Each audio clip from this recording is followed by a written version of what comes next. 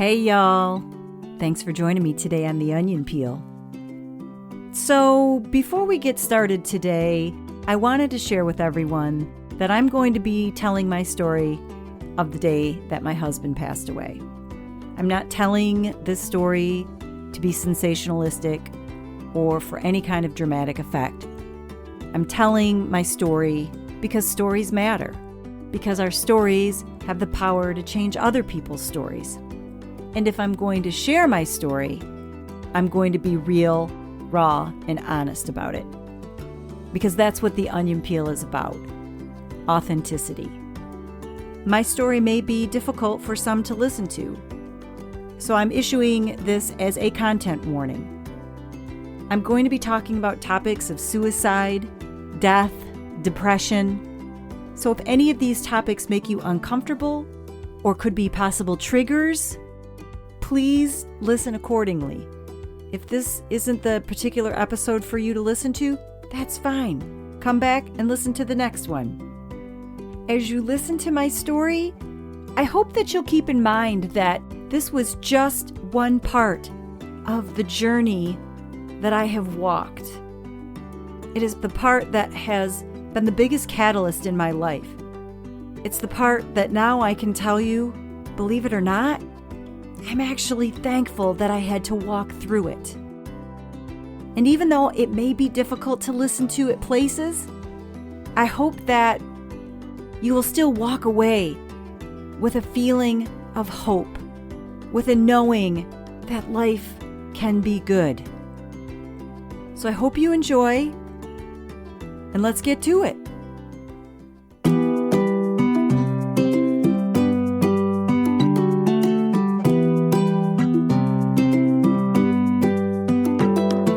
Welcome to The Onion Peel, a show where we get real, raw, and honest about life. It's a space where authenticity lives and hope resides. The Onion Peel is a place where we peel back the layers of our stories and discover the unexpected flavoring that each one brings. Hey guys, I'm your host and semi-crazy Christian, Angela McConnell. I'm a middle-aged mom of 5 with a dead husband, and I've been through some shit in my life. Now, I'm on a mission to bring hope to the world. So join me as we journey through this onion and find hope in the tears. You ready to peel this thing?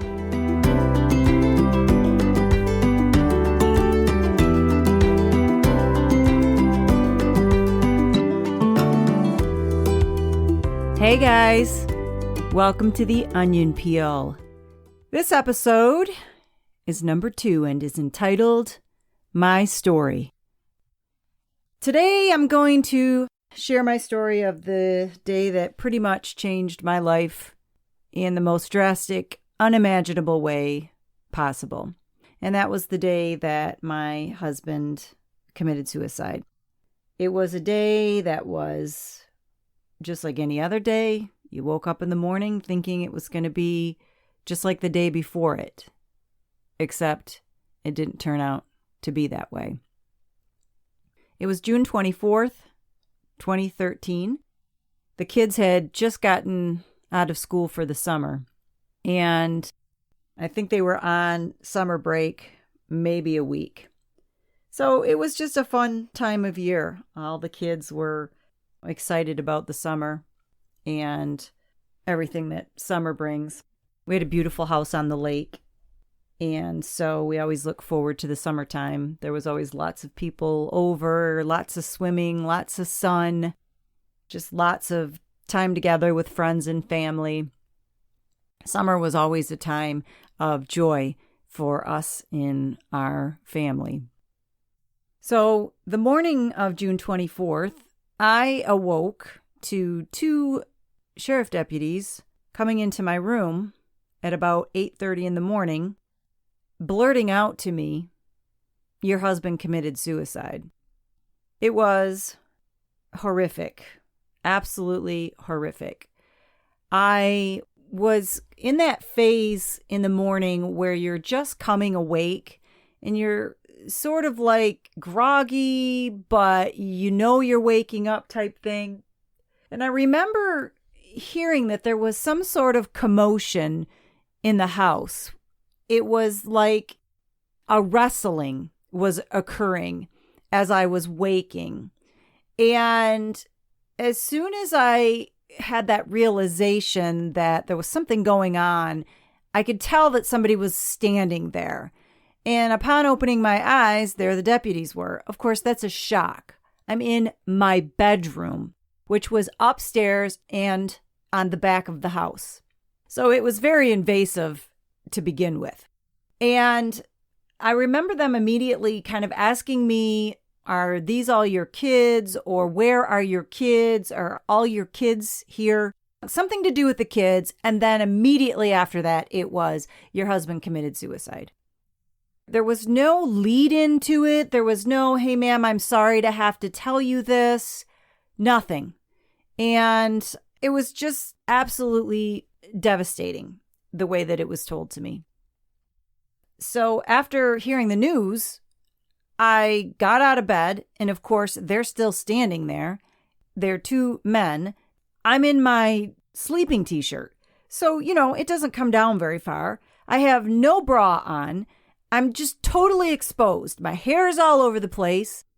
And you're just like trying to reel from 5 seconds before in the sentence that they just told you. And then what are you supposed to do? I remember thinking, I got to get some pants on. So I walked into my closet, grabbed a pair of sweatpants, and threw sweatpants on. And then I immediately thought, I have to call my parents. So my cell phone was obviously by my bed. I picked up my cell phone and I called my mom and I said, there's 2 police officers here and they're telling me that Don killed himself. Almost like, how dare they do this practical joke to me? Your mind is like, there's no way that Don killed himself. After I got off the phone with my mom, and of course, that was shock and awe for her. She didn't know what to say. And, you're on the phone for 2 seconds and she basically said, we're on our way over.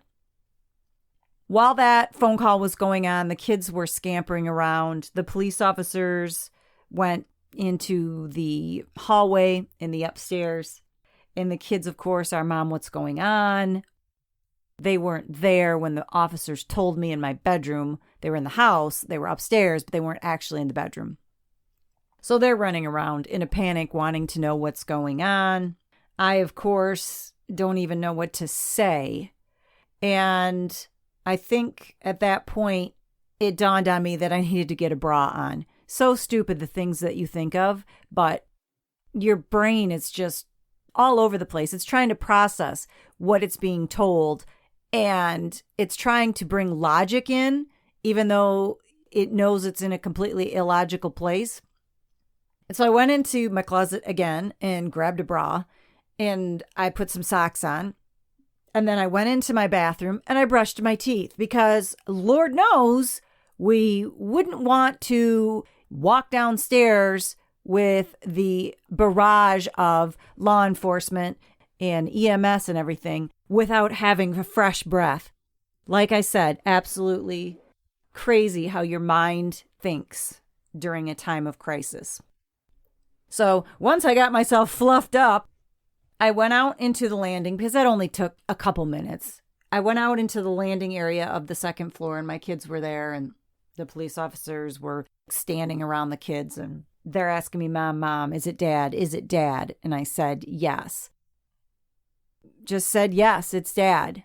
The life went out of their faces when I said that. Is he dead? And I said, yes. Now, keep in mind that my children, I have 5, and my children at this time were 9, 10, 12, 13, and 24. Obviously, my 24-year-old was not living at the house at the time and was not there at this moment. I have 3 boys and 2 girls. The girls are the youngest. They were 9 and 10. The boys were 12, 13, and 24. So after they heard me answer yes to a question I'm sure they never wanted a yes answer to, I walked downstairs and There were detectives there. It's hard for me to remember everything because the events of that day are extremely foggy. There are things that are crystal clear to me, and then there are things that I really don't remember, and some of the information that I'm even sharing is because other people were there and they told me this is how it went. So just so you know, going forward, that if I'm hesitating, it's because sometimes it's just so cloudy I can't find it. So I went downstairs. The detectives were there. The detectives were fantastic. They were asking me how I was doing. They were asking me, did my husband have anybody that didn't like him? Did he have any business deals that went wrong? All these questions because, of course, when someone dies not of natural causes, they have to make sure that it's not a homicide, even though, obviously, they had seen my husband and could tell that it most likely wasn't a homicide. They have to go through and definitely rule that out for sure. They asked me then at one point if he was a man of faith. And I said, yes. They asked me then if they could see his Bible. And I said, absolutely. So I ran upstairs and I grabbed his Bible. I remember them going through his Bible. They were just looking for answers. By about this time, the kids were just sort of scurrying around because, of course, they're in shock too. They're trying to figure out what's going on. There's all these people as far as law enforcement there. There's ambulances outside, and they're just trying to wrap their head around it. I'm trying to wrap my head around it. It was just kind of a very chaotic moment. Shortly after being told, my mom and my stepdad arrived at the house. Now, they only lived about 1.5 miles from us, so it was nothing for them to get there. Once I was downstairs and my folks arrived, I started to kind of be able to adjust momentarily in looking what was going on outside. I had never even thought at this point in time how my husband had killed himself, where my husband had killed himself. That didn't even enter in. Whether it was here at the house, was he at his office? Part of me was like, is this even really real? Are we sure somebody didn't kill him? It was all over the place. I started to realize that there was a lot of commotion outside. My brain started to then click in like, wait a minute, did Don kill himself here? As I looked outside, I saw my husband's truck, and this is going to be hard for you guys to visualize because you didn't know my house and where I live and all that and how everything was situated. But we basically lived at the end of a dirt road. There was probably only, maybe a total of 9 houses on our little street area. It was lake living, so houses were kind of all close together.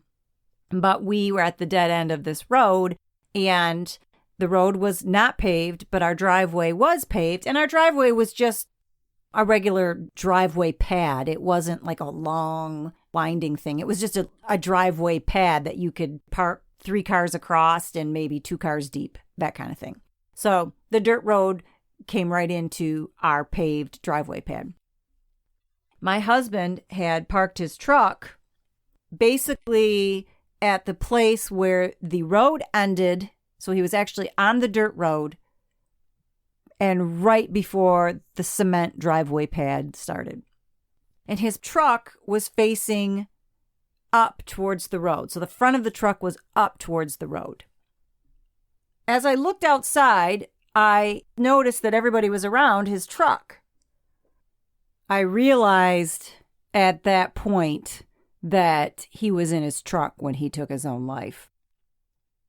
So that realization hit me at that moment.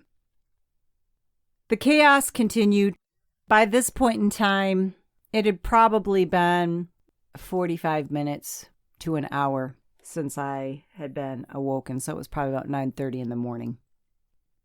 Everyone at this point had been called.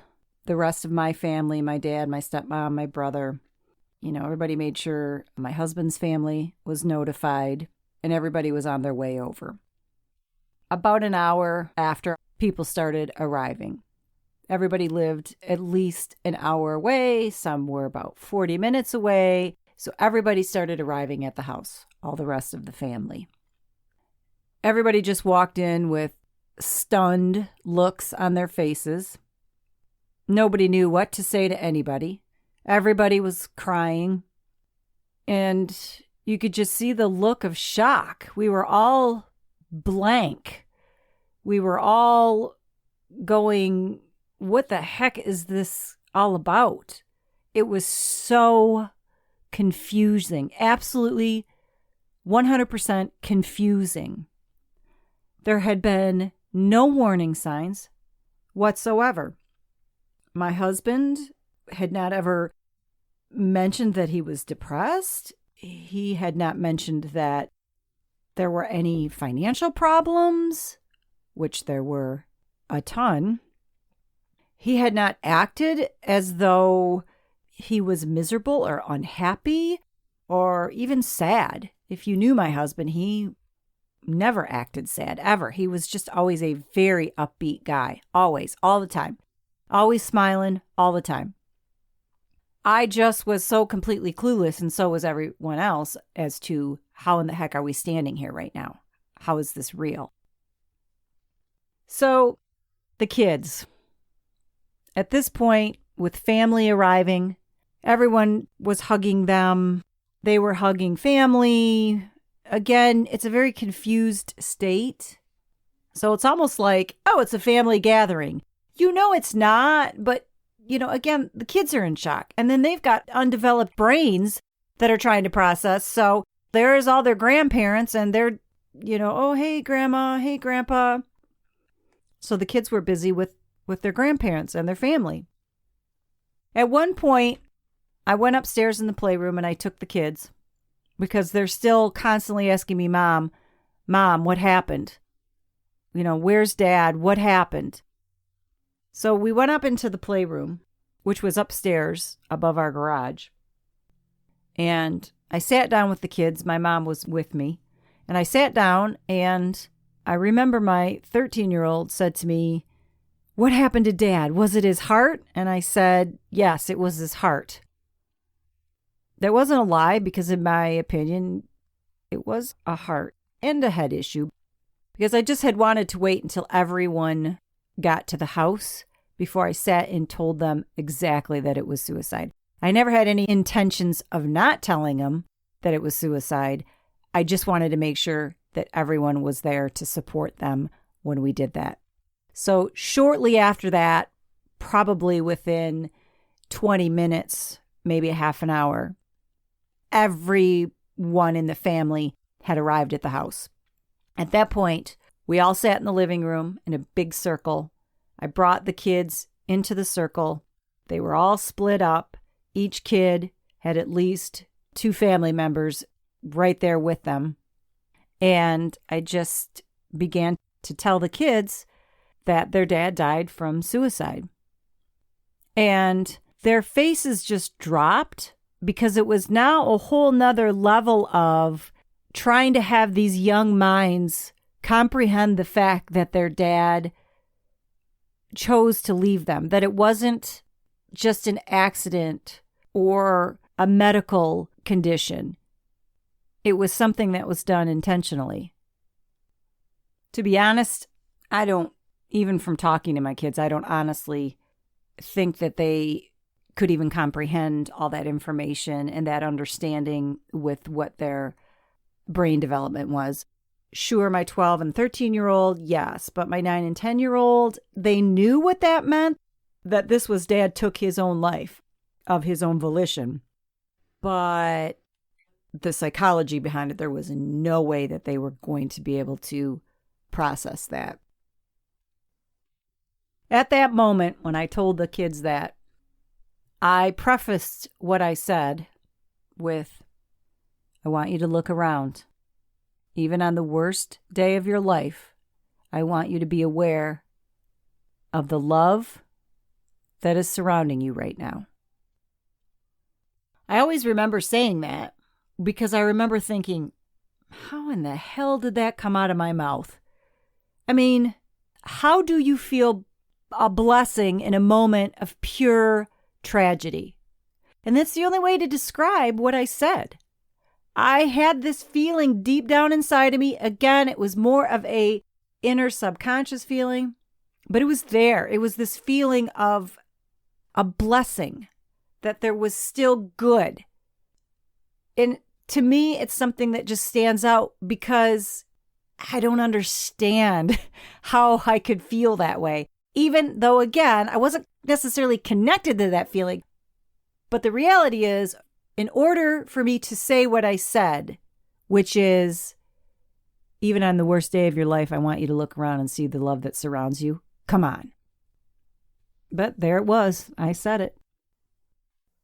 There clearly was something inside of me saying, there is hope.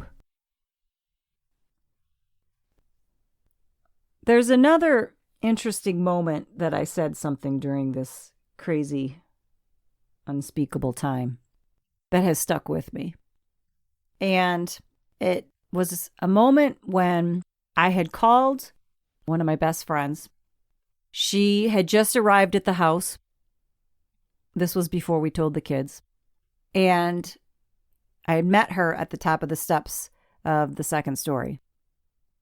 And she looked at me and she said, "Are you all right?" I looked at her after she said, "Are you all right?" And I responded with grabbing both of her hands in my hands and saying, "I have so much love inside of me right now." That's what I said. I have so much love inside of me right now. What a random thing to say. Again, it's a random kind of a day, but I don't remember saying that. I just remember her telling me that.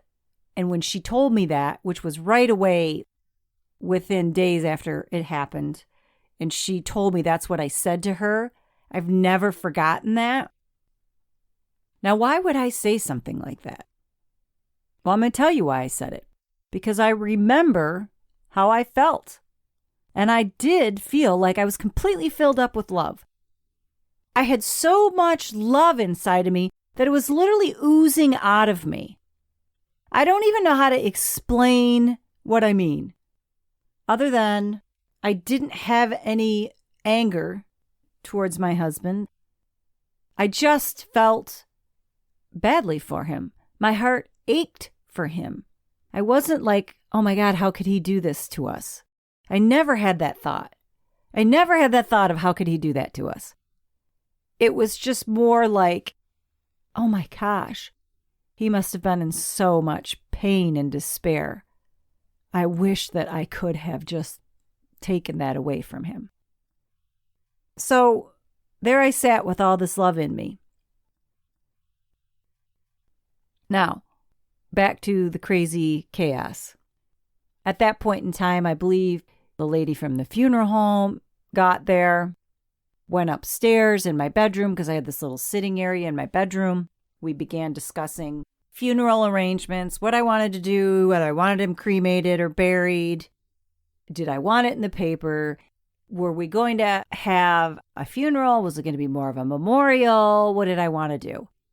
Did I want a public showing, a private showing? All these questions. And I'm like, seriously, I don't know. So you go through and you answer questions and you do what you do at the time, which was I knew my husband just died from suicide, and I definitely did not want that in the paper. So there was no announcement in the paper. It was only going to be a family showing at the funeral home because I knew that it would just be too much to do a public one. And so it was only going to be family, which, if you know my husband's family, he has an extremely large family with first cousins and everything. So I knew that alone would be a lot of people. After that, my dad and my brother and my stepdad, and I think my oldest son, all went to my husband's office looking for answers, looking for what happened. Because the thing is it wasn't just that my husband had died. The thing is that I was now financially wiped out. And this was the first I was hearing of it. I had no idea whatsoever that we were in such financial distress. Didn't have a clue. The detectives had told me that he had not been working for months based on the information that they had gleaned from the bank repossessor who was there that day as well. What had happened was that the bank repossessor had come to repossess our house. Our house had already gone and been sold at auction, which I didn't have a clue. So it was no longer a house. It wasn't even in foreclosure. It was past foreclosure and sold at auction. I know you're already thinking, how did I not know? That's a whole nother episode. He had come to basically escort us out of our house. My husband had been in contact with him, and if you knew my husband and how polite and kind he always was, he had been in contact with this gentleman and was telling him that, yep, we're going to be leaving. So the guy, they had this date, June 24th, set up. They had been texting. He was going to be there that day to take over possession of the house because now the house belonged to the bank. The bank owned it. It was their house because the bank is the one who bought the house at auction. So the bank repossessor had come that morning. My husband was waiting for him at the end of the drive.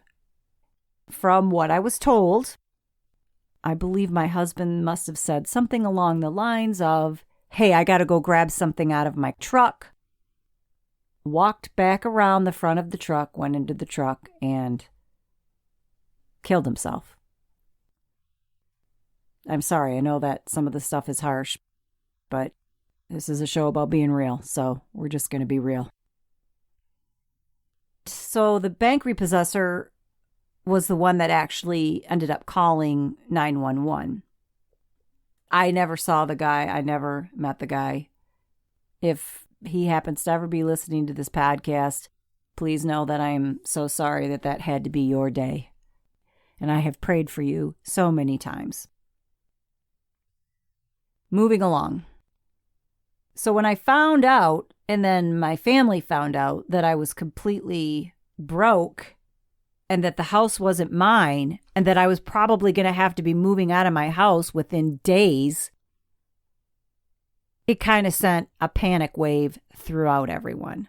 Not just me, but everyone, because now we got to find out what the next game plan or solution is. It was almost like, yeah, Don's dead and that sucks, but we've got a crisis for the living right now, which is, where are you going to live? What are you going to do? Do you have any money at all anywhere? What's going on? How broke are you? Family members had left and gone to my husband's office. Upon arriving at my husband's office, they realized that it had basically been shut down. Nobody was there. Nobody was working. It was a sales type office. There was just paperwork scattered all over the place. You could tell that it was not a working business. So they were looking for anything that they could find that would show that I had some sort of finances someplace. But there was nothing to be found. So when they came back, you could see it on their face that if it was even possible, they had sunk another level into shock. And then the phone calls began to see if there was any life insurance. And, of course, as you can imagine, no, there wasn't. Had we had it? Yes. Had a ton of it. But what was the first expense that my husband was going to quit paying when he started to realize that he was in dire straits financially? He's going to quit paying his insurance premium. He's going to quit paying that because why? In his head, he's not going to kill himself. He's going to find a solution to this terrible financial situation that he's placed himself and his family in. If I can save myself that $1,000 a month or whatever it was, then that'll help me get ahead and find the solution to all this.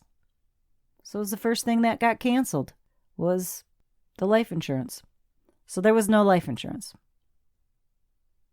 There I sat, realizing that I had nothing. Nothing. No house, Gone. Not mine. No life insurance. Nothing to hang my hat on. Just had a dead husband. My kids had no father, and we were completely financially broke. It was horrific. The day just kept sinking lower into the abyss. Then the funny happened. It didn't seem funny at the time, but looking back, I find it hilarious. Somebody went into the fridge and realized that it wasn't really working, which was true. The fridge had kind of gone on the brink a day or two before, and we had always had problems with this fridge forever. It was the big joke in our house for years. It's a beautiful Viking 48-inch fridge, and we had nothing but problems with that thing for years. Once it was realized that the fridge was on the brink, that became the new mission. Well, we got to get Ange and the kids a new fridge. And then the next thing I know, I got dads and men and whatever wanting to go to Home Depot to buy me a new fridge. I'm like, what? Don just died a few hours ago, and like, we're going to go to Home Depot now and we're going to buy a new refrigerator? And granted, you can't just buy any refrigerator because that refrigerator is a built-in 48-inch refrigerator. We're not coming in with a regular size refrigerator in a hole that's going to be the size of Mount Rushmore. No. But again, it wasn't about the refrigerator. It was about trying to do something, trying to solve some problem someplace. Because if a problem was solved, then possibly some of the pain might go away. Right? That's how the mind works.